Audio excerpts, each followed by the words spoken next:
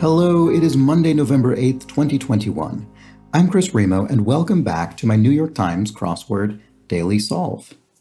Now, the coming period of time on this channel might be sort of interesting. I've just moved into a new flat, and there are some noise issues we're going to have to contend with over time. We're not far from some train tracks, so that can be an issue until I've managed to deal with some soundproofing issues that I'd like to do, which might take some time. And also, this is a completely empty room, so it's a bit bouncy and echoey at the moment. Now, that will hopefully naturally become a bit better as things come into the room, but I'm also going to have to do some sound treating for that over time. So hopefully everything is basically fine. But in case you notice any anomalies orally, that would be the reason. So we'll just see. Feel free to let me know in the comments how you think these upcoming episodes are going sound-wise. So anyway, it's a Monday puzzle. It's the Monday crossword today, so hopefully pretty quick and easy, and I'm going to try and solve this one fairly quickly. But first, before I do, let's deal with a couple of comments from yesterday's puzzle. One particularly interesting comment. First off, two very quick ones. Kathy Swope explains that a nuclear reactor was formerly known as an atomic pile. That was pile in yesterday's clue, which turned out to be a nuclear reactor, which wasn't something that I was familiar with. So that was new on me, and thank you, Kathy. And then Ocon says, I'm primarily a Formula One guy, but in NASCAR and maybe some other motorsports, the white flags tell drivers they're starting their final lap around the circuit. And that was a usage of white flag in yesterday's puzzle that I was not familiar with. And finally, I got a very nice comment that was sent to me privately because for some reason it didn't show up. Apparently, this person tried to post this comment to the YouTube channel, but it didn't work. So they sent it to me personally. It was Sid Sivakumar, who was the constructor of yesterday's puzzle. And he explains that indeed it was a themeless Sunday puzzle. I said at the end of yesterday's puzzle, I couldn't quite figure out what the theme was. The title of the puzzle was This and That, and there was one answer that sort of seemed like it might be themed to this and that, but I couldn't really figure out what was going on. And he says it's themeless. In 2018, the Times started running 2 themeless Sunday puzzles per year, one in June and one in November. I think they serve as a nice change of pace from themed Sundays. And he says, I know that 21 by 21 grid themelesses aren't everyone's cup of tea, as evidenced by comments on various puzzle blogs and videos, but I personally love solving and constructing them. And he has several 21 by 21 themeless Sunday puzzles that served as inspiration for this one, or possibly other crosswords on Xword Info. If you search for yesterday's puzzle on the Xword Info site, you can find his constructor notes with his inspiration, including one called Olio by Robin Weintraub from earlier this year. And he has a bit of a gripe with how the Times handles Sunday themeless titles. Apparently, he wanted to call this simply Themeless Sunday, but was overruled and went with This and That. And he says he agrees This and That paradoxically hints at a theme that doesn't exist. So that was certainly a bit of confusion for me as well. So anyway, thank you, Sid, for writing in. That was very nice. It was quite a long comment with lots of information. It's too much to read right now, but it was very fascinating, and I really appreciated his getting in touch. That was very kind. So, shall we move on to today's puzzle? Yes, I think we shall. This is the Monday puzzle. As I say, it was constructed by Carl Larson and edited, as always, by Will Shorts. And hopefully, pretty straightforward. So let's get started. Okay. Oh, so we already have, I think, evidence of a theme here. An honorific given to 17, 27, 43, and 58 across. An honorific. Could be great, could be saint. I'm trying to think of 5-letter honorifics. 17 across is clued disco, and it's in italics, which is another indicator that it's part of the theme. 27 across is soul. I wonder, I already have a guess as to maybe what's going on. Great soul could be Mahatma Gandhi or Mohandas Gandhi, depending on whether you're using actually the honorific or not. Would that fit? Mahatma Gandhi. That wouldn't fit. Would Mohandas Gandhi fit? That would. I might have spelled that incorrectly. Mohandas Gandhi. That would fit. I'm kind of going a bit out on a limb there. Let's see if that works at all. To be of use. I don't know. I think I'm going too far afield right off the bat. What other? We have jazz here and country.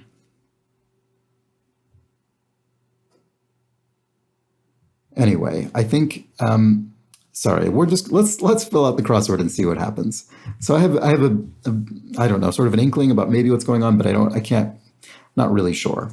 So proof ending letters would be QED, quat erat demonstrandum, I believe, in Latin, what you'd say when you've proven something. Therefore, this is the case. Anyway, if that's true, that would make this not great, wouldn't it? Honorific. Rocker, Vedder, or Van Halen. Eddie Vedder or Eddie Van Halen. And this is an or, so it's not going to be plural. We're not going to have an S at the end because we're referring to either Eddie Vedder or Eddie Van Halen. And then here we have thick Japanese noodle. That would be udon, I believe. And a woman's name hidden in United Nations. I suppose Edna. That's sort of like a cryptic crossword clue, but more for a Monday puzzle, quite straightforward. It's telling you that there's a woman name hidden in United Nations, whereas the cryptic version of this might be something like woman in United Nations or something, or woman member of United Nations, something like that. That sort of makes you think it's referring to someone who has a position in the United Nations, but in fact, it's a woman's name hidden inside Edna. Maybe this is Queen, honorific given to... yeah, I bet it is. He postulated E equals mc squared. Energy is mass times the speed of light squared, I think, Einstein. And grant issuing cultural organization would be the NEA, National Endowment for the Arts. And here we have disco and Donna. So I wonder if that's Donna Summer. Was Donna Summer the queen of disco? So now I think we have a much better idea of what the theme is, and couldn't have been more wrong. But the Queen of Soul. Ah, yes, Aretha Franklin. Okay, so here I'm doing something I don't usually do, but which everyone in the comments seems to want me to do, so I'm going to do it, which is try and, now that we have a better idea of the identity of the theme, try and sort it out. So here we have the Queen of Jazz. Is that Ella Fitzgerald? And the Queen of Country. This is a little bit less in my wheelhouse here. The Queen of Country.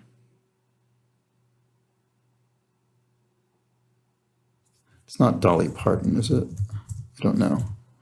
Just kidding could be, I mean, if this were Dolly Parton, it could be Nah, N-A-H or N-A-W. No, it doesn't look right. Won the World Series in 4 games, say. I don't know much about what would make 4 games significant. Maybe it's out of 7, and if so, this would be swept. Just kidding. Oh, just kidding could be not. That could make Dolly Parton correct. And then reactions to cute puppies could be Oz, A-W. All right, this is all fitting. And, oh no, it's not. Bronte's Jane would be Jane Eyre, right? And scissor sound would be snip, so maybe not. Boy, that was interesting. That seemed to fit. So let's see. Does this all fit still? Nintendo villain with an upside-down M on his cap. That's Wario, the dastardly counterpart of Mario. And then Jane Eyre.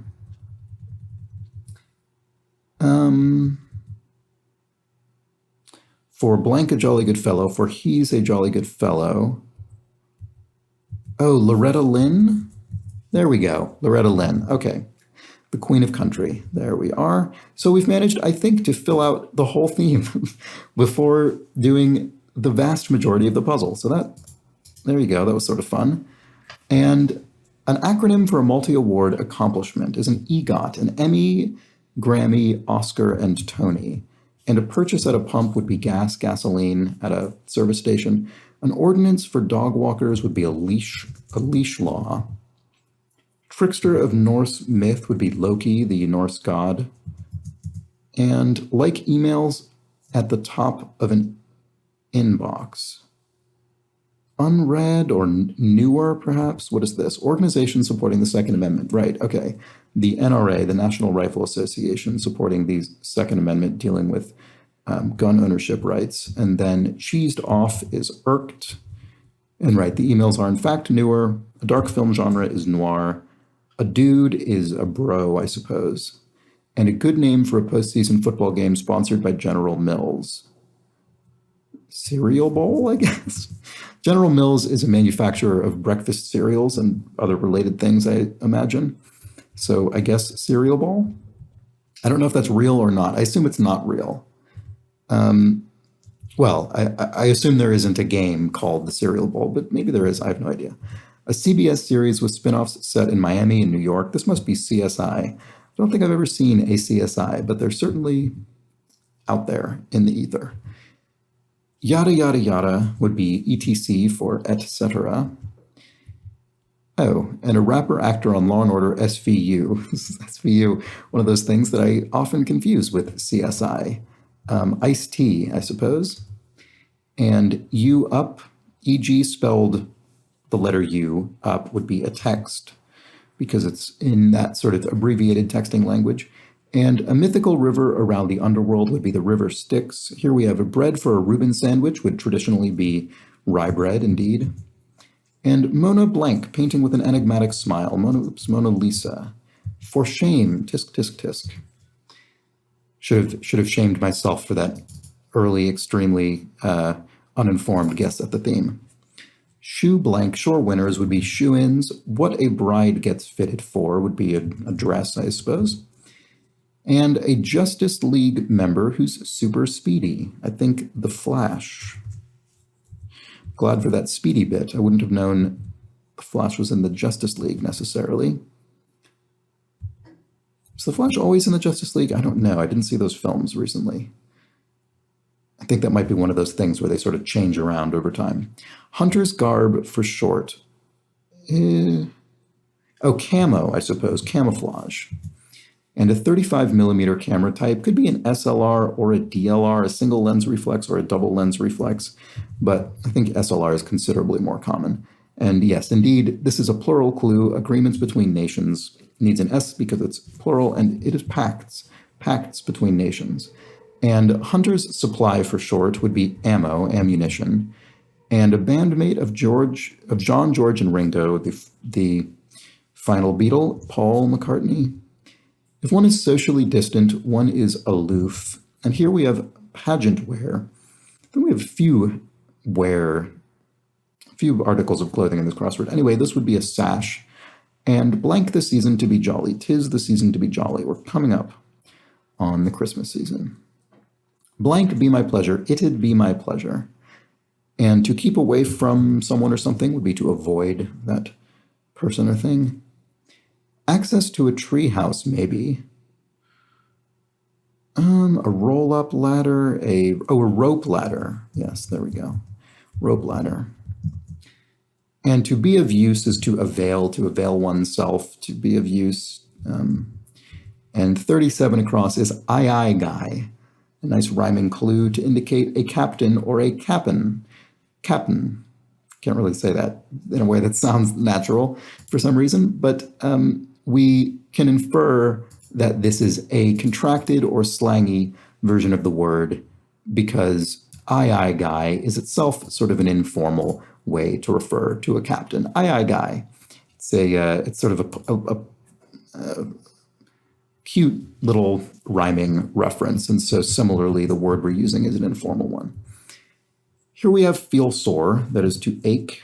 And here we have get a move on quaintly. This has come up a few times in the puzzle recently. Hi, and H-I-E, and I've noticed that I've noticed there have been some people in the comments who say they don't recognize this word. This is a sort of, as it says, in this case, quaint, a sort of archaic, often poetic way to indicate moving. You'll see things like hither and high, high and away, that sort of thing. It means to move quickly. Okay, let's go here. You got a blank. You gotta admit, I suppose. You gotta admit. Yes, okay. And here we have on the blank, broken, on the fritz. Here's a case where you can have this identical clue without the broken little helpful parenthetical explanation, maybe on a more difficult day. But on a Monday, they're helping us out. They're letting us know that this means broken on the fritz. And here we have marked down for a sale, say would be to retag, to put a new price tag on a bit of merchandise. And here we have most common surname in the US, ahead of Johnson and Williams. It must be Smith, I suppose, makes sense. And a Japanese dog breed, I think Akita, that looks right to me, but let's check the crosses to confirm it.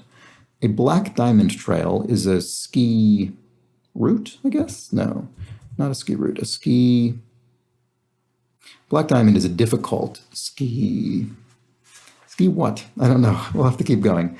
Towards the stern of a boat would be aft, and a blackjack card with two values would be an ace, which contextually has different values depending on what other cards have been revealed. And then here we have stops procrastinating is acts. Oh, and of course, a black diamond trail is a ski slope.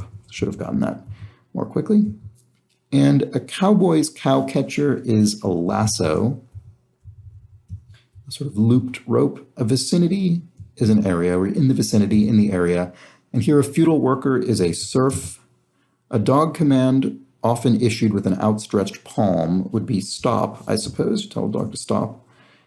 Oh, maybe not, though. No, not stop. Stay. That sounds better. That sounds more like what someone would say to a dog, stay. And that allows this clue to be properly filled, like maples, but not pines. Maple trees are leafy, but pine trees are not. They are needly, I guess. And you are so funny. Ah, we've got another texting sort of bit of language, like you up over there. This would be LOL. And then here we have Carmen or Electra. Those are both operas. And sank as a putt. Made a putt, maybe? Not sure. Here we have blank man winter, old man winter, I would think. And coffee, slangily, could be Joe, a cup of Joe. And opposite of neath would be o'er. So neath, beneath, contracted, and o'er is over, also contracted. And both of these I think of as being sort of poetic contractions. Magical power, informally, could be mojo, and blank vera, aloe vera, the favored, I would say the favorite plant of the New York Times crossword. So we'll put an A in there, and does that, yes, that confirms that sank as a putt is made, indeed. And there's the puzzle. So that was our Monday. And I think a really fun theme. I really enjoyed sort of scouting this theme out early, despite the fact that I completely misinterpreted it initially. I think I was going for something a bit more complicated, and I hadn't quite figured out exactly how the rule that I had imagined would work. But the actual execution was pretty straightforward. We were looking for the Queen of Disco, Donna Summer, the Queen of Soul, Aretha Franklin, the Queen of Jazz, Ella Fitzgerald, and the Queen of Country, Loretta Lynn. And it's fun that they were all music. They're all musicians, all singers specifically. I assume Loretta Lynn is a singer. I don't know if she also played other instruments, and Aretha Franklin played piano, certainly. Anyway, all female musicians who were known as the queen of their genre. So that was fun. I really enjoyed that. I did enjoy my speculative trek towards the theme at the beginning, even though it didn't bear fruit ultimately. So yes, let me know how you fared with today's puzzle. I found most of the rest of it. Oh, what was this? Oh, look at this. I just sort of noticed Amal, Manati's Amal and the Night Visitors. Now this is also an opera, actually, like Carmen or Electra, and came up in the crossword just a few, maybe a week ago or so. And I don't think prior to that appearance in the crossword, I don't think I'd ever seen it in the crossword before, or at least if I have, it was years and years and years ago, not in my recent memory. And look at that. There it is again, A Mall and the Night Visitors, the Christmas time opera to match our 'Tis the Season or whatever it was in here. Anyway, sorry, that was the Monday puzzle. I hope you enjoyed it. And I hope you enjoyed the video. If you did, please do subscribe to the channel. And if you think you know someone who might like it, pass it along. And if you particularly enjoy this series and you'd like to help contribute to its ongoing sustainability, consider heading over to the Patreon campaign at patreon.com/dailysolve, where you can sign up to make a small monthly recurring donation. They start at £3 a month or the equivalent in your local currency. And you can help make this thing an ongoing concern for me, which I do very much appreciate. And one of the things you can get that some people have started to, I've now seen, I think, at least 2 reports of the mug, the Let's Check the Crosses mug for people at the benefactor tier and above. And I've actually signed up for my own Patreon. I'm now paying myself. I'm now paying myself minus the cut that Patreon and PayPal and whoever else take out of the contribution, so that I can get my own mug that I've designed, because I couldn't find any other way to get it. As far as I can tell, the only way to make this mug exist is through that Patreon, and even I, its designer, must do the same to get it. So I've signed up for my own Patreon, and it will be, I think, another month until I'm eligible to receive the mug in the mail. But when I do, I will show it off on the video. And that was why I wanted one, so I could show you what it looks like. But I realized I didn't have any way to achieve that. So it's a long-term goal of mine now, is to get my own mug. And finally, you can also get, at any tier, enhanced access to the Discord chat server. You get an extra channel in there for people who are members of the Solving Society via Patreon.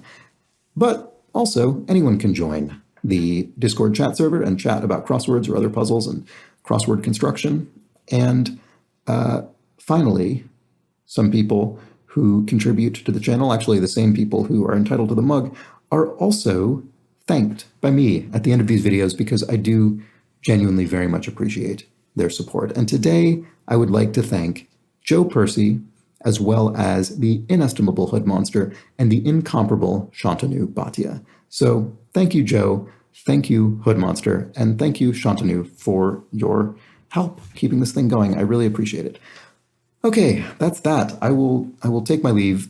I hope you join me tomorrow for the Tuesday puzzle. Should be another relatively approachable themed puzzle on Tuesday. I hope you come back and watch the video then. I hope you join me for the solve. But until that point, please do have an excellent remainder of your Monday. Take care.